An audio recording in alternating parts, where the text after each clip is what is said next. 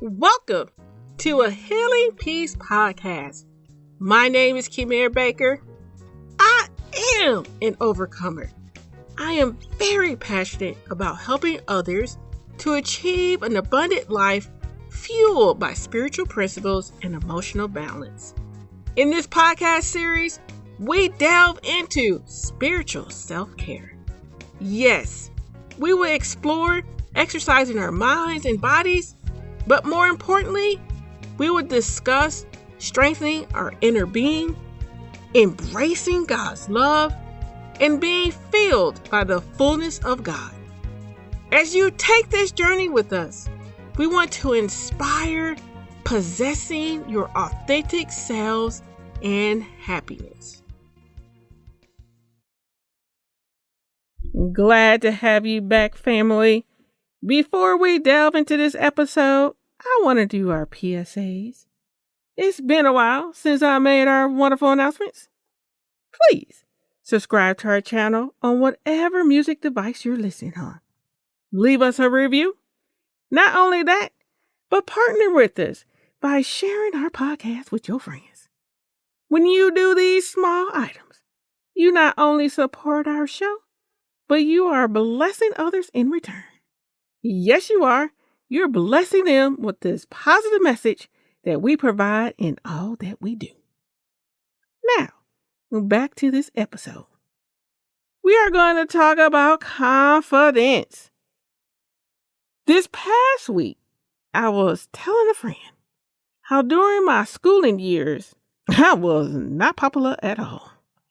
I did not fit in with my peers. I did not have the latest outfits. Dare I say, I wasn't the most fashion sense-oriented person. Where I grew up, this was a big no-no. I'm gonna also expose myself a little here. I keep telling y'all my business for some reason. But when I was younger, I couldn't dance. It was terrible.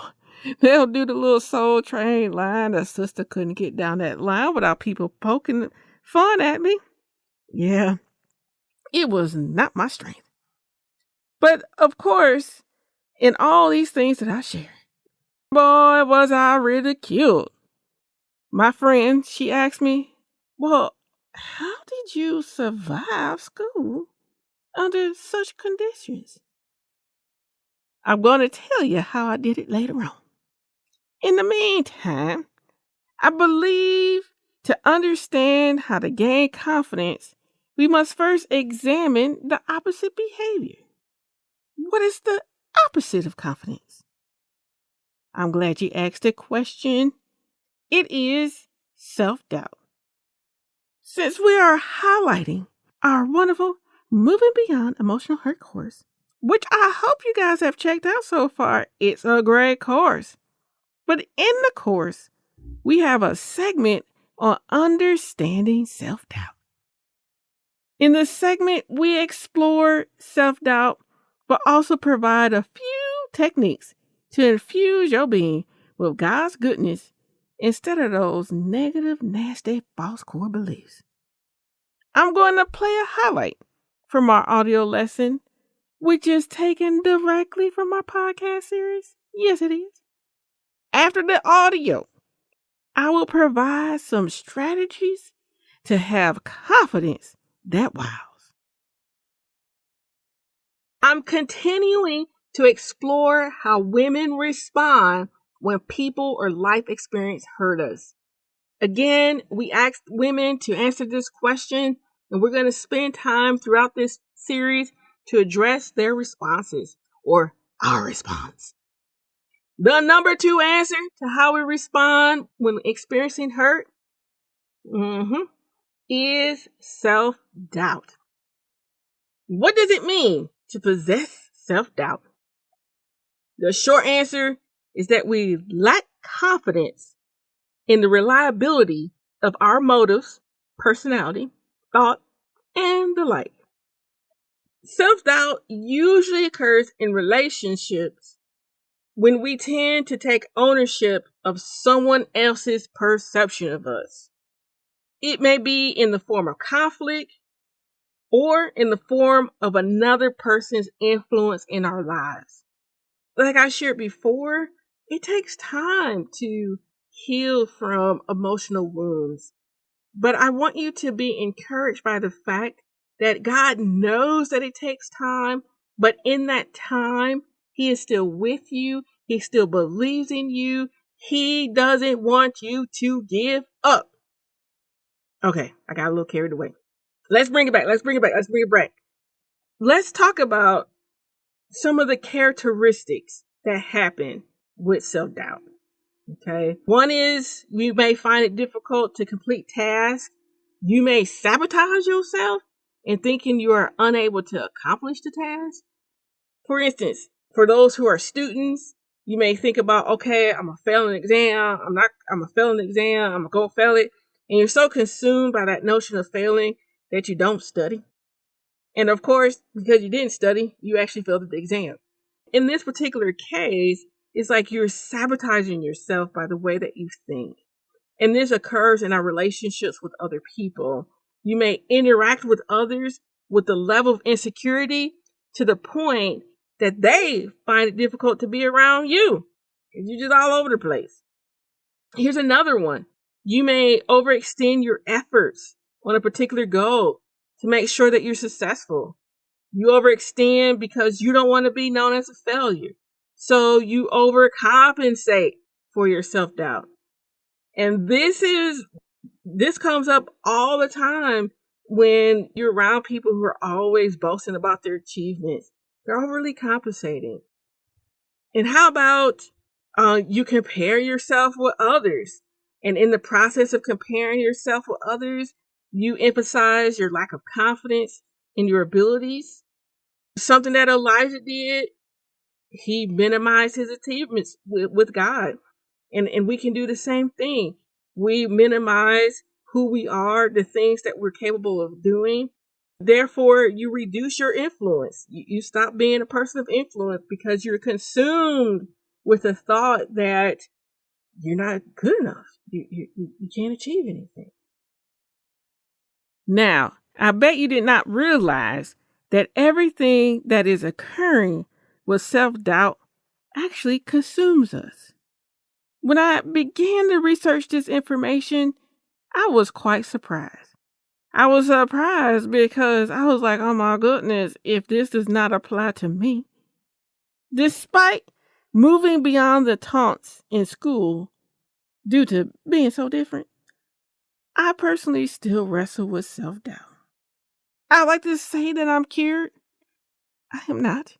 However, and I'm going to say however, I found tools that I'm about to mention that returns me back to a place of confidence so that I can go ahead and get my strut on, get the things that I would like to get out of life, and not allow that negative criticism, that inner self thoughts to condemn me from having an abundant life. Okay, now, how I tackle my self-doubt to achieve the goodness that God's planned for me.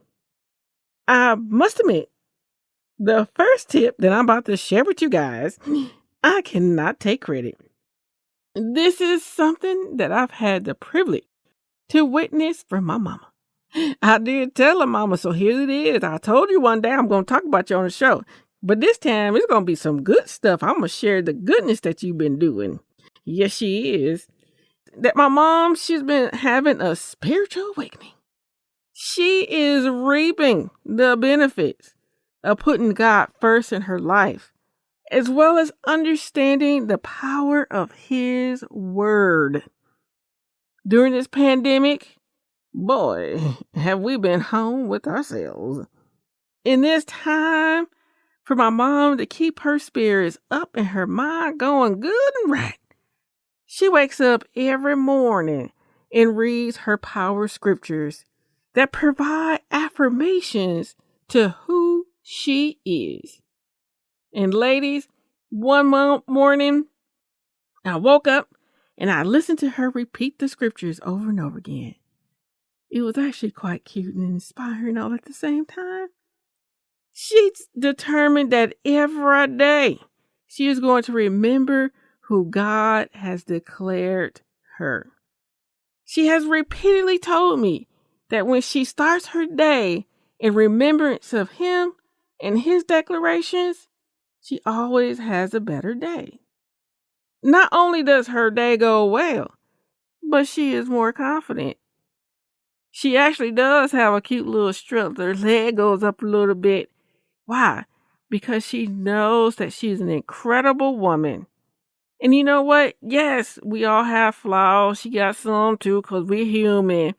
But despite those things, she walks in that strut, having that confidence, knowing who God is, securing or being secured that He is going to work it out on her behalf.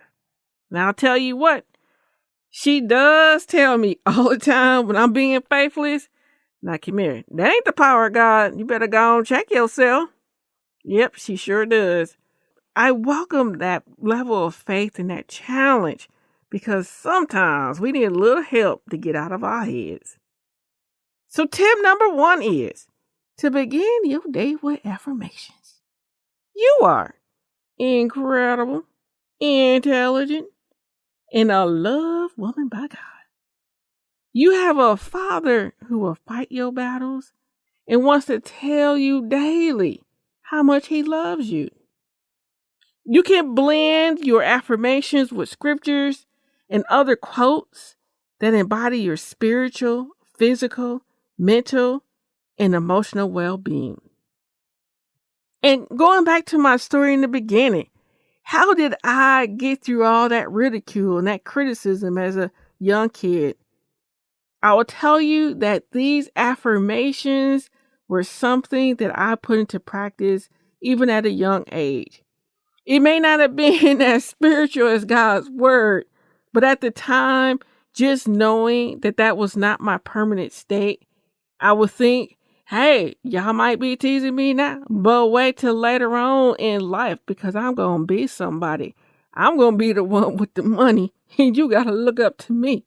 I'm the one going to have the jobs and trying to find a job. I'm going to be the one to employ you. Yes, I would tell those things to myself so that I always knew that there was more ahead than the criticism that I was receiving at the time. Again, tip number 1, begin your day with affirmations. All right, now, tip number 2, write down your accomplishments, especially those where you overcome adversity.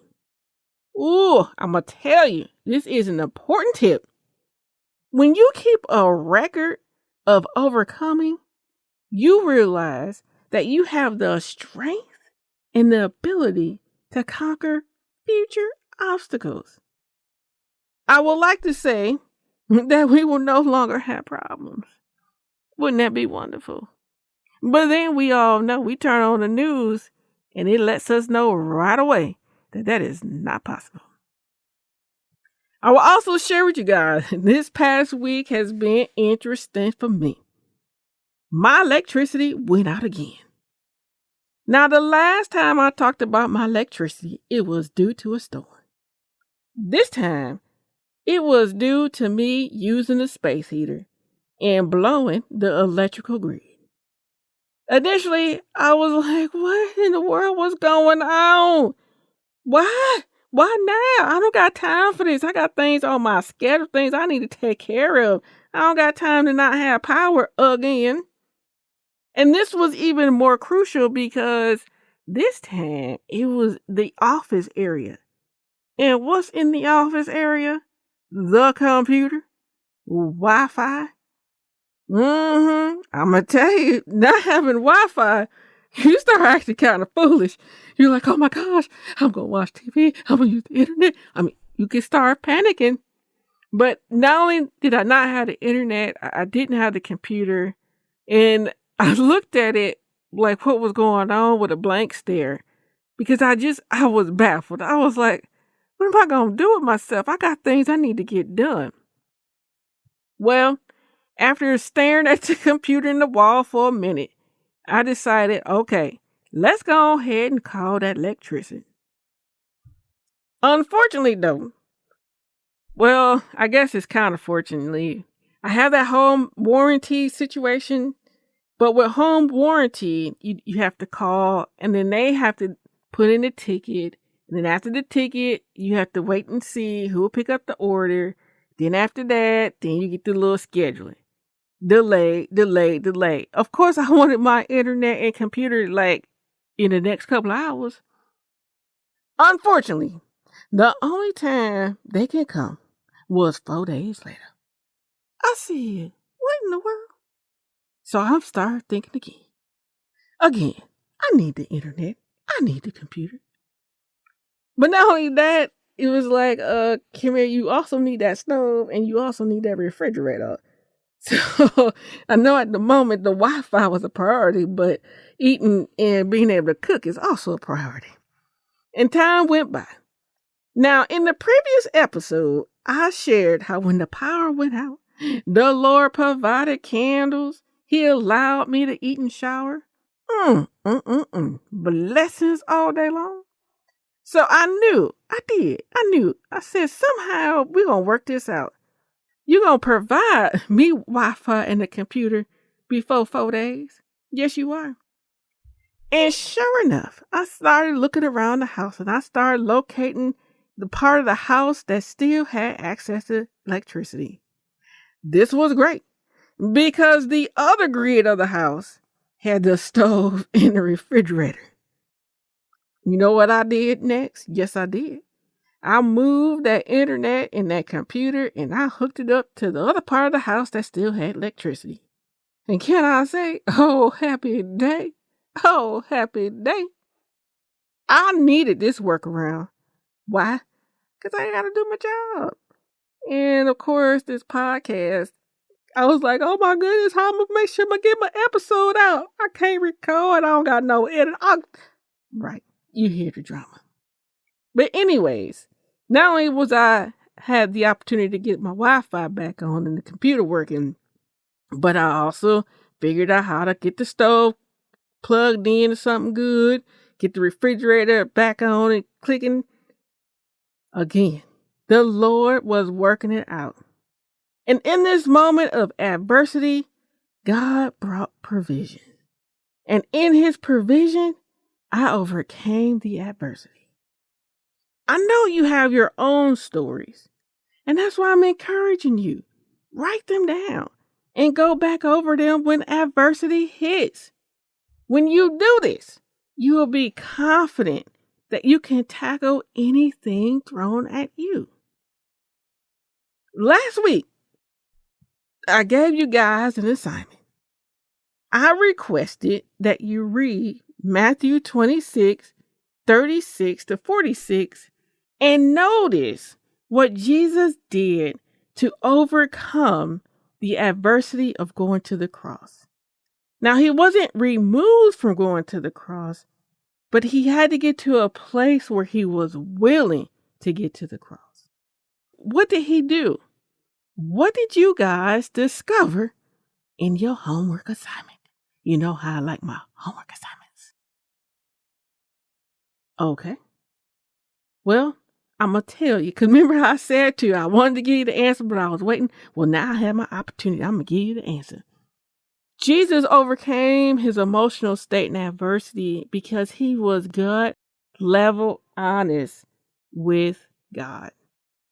In his honesty, he expressed his emotions and allowed God to mend his wounds while strengthening him. You may be wondering, how do I know this? Well, I want to say I'm super smart, but no, I'm not. It's because when I read, it said that he prayed. And not just any type of prayer, but a prayer where he fell on his face and prayed. Fall on your face is not a happy prayer. No, it's not. But it is one of anguish and desperation. Luke 22:44 states, and being in agony, he was praying very fervently, and his sweat became like drops of blood. Here is Jesus praying so hard that he sweat blood. He had to get out his anguish. And to do that, he went to his Father. Therefore, the final tip is praying through the anguish, the criticism, false truths about yourself, the hurt. Also, sometimes you may not be ready to pray through these items because, to be honest, you're still trying to figure out what they are, or the emotional anguish. You just know something's not right, but you haven't gotten the words just yet to pinpoint. In this particular instance, spend time journaling. In your journal, jot down the criticisms. Then jot down how you feel about those criticisms. And this is where the little work becomes or is involved. And then jot down the items that is causing self-doubt. When you spend time jotting things down, I also want you to jot down what is true about yourself. This is where tip number 1 comes in handy. Jot down your affirmations to identify what is true about yourself. When you take time to do steps 1, 2, 3, you will exude, it will just come out and just overflow. Confidence that wows. You will have that strut, your head will be up high, and you know you can do all things with God. Okay, now, I got a question for you. I don't know how many times I've asked the question. I think this might be a low question episode, but here's a question. Would you like some practical techniques or maybe support to start this journey? I am happy to announce that on February 16th, 7 p.m. CST, we are having our first interactive online workshop for 2021. Guess what the topic is going to be? Why, yes. We will delve into praying and journaling as a method for self-discovery, emotional healing, and confidence building. You can register at healingpeace.com. Register. Again, go ahead, y'all. Get that little strut in. Have that confidence that wows. Put into practice steps 1 to 3.